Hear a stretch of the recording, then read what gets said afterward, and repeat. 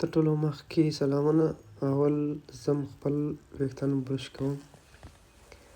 له برش وروسته راځم خپل اطاق چېرته چې زه ویده کېږم.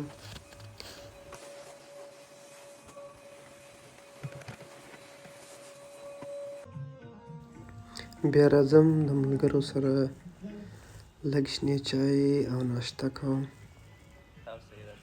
له هغه بعد لږ نرم میوزیک او یو ګیلاس چای کوو.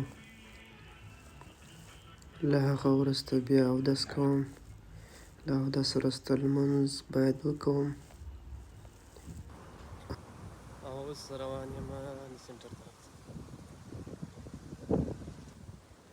دا هم ملګری او ډېر هوا لګېږي او یخ وي. د هغه مخامخ ننداره ده زموږ د ښار د سینټر. راځم ښاروالي ته ځم. د ښاروالي کې دننه باید ټکټ واخلې. ټکټ یو نمبر لري.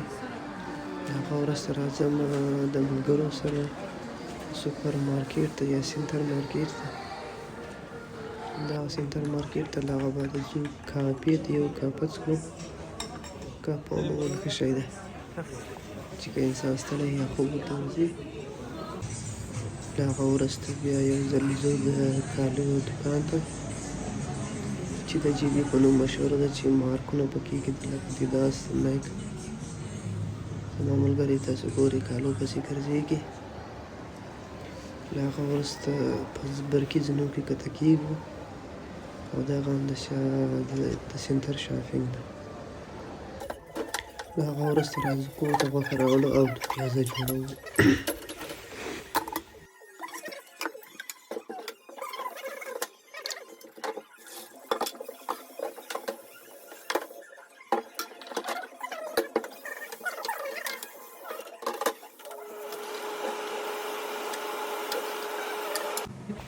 د دیګ وینځلو او غوښې پرې کولو نه وروسته او پیاز کټ کولو نه وروسته اوس دیګ دې ته اماده کوو چې غوښه، مساله او پیاز ور واچوو چې دیګ باندې سر بند کړو او 20 یا 30 دقیقې انتظار ورته وباسو.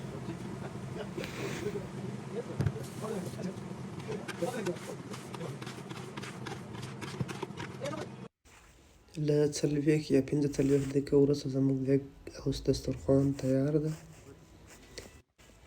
که ویډیو مو خوښه سوې وي لایک، شیر او فالو ضرور کړئ.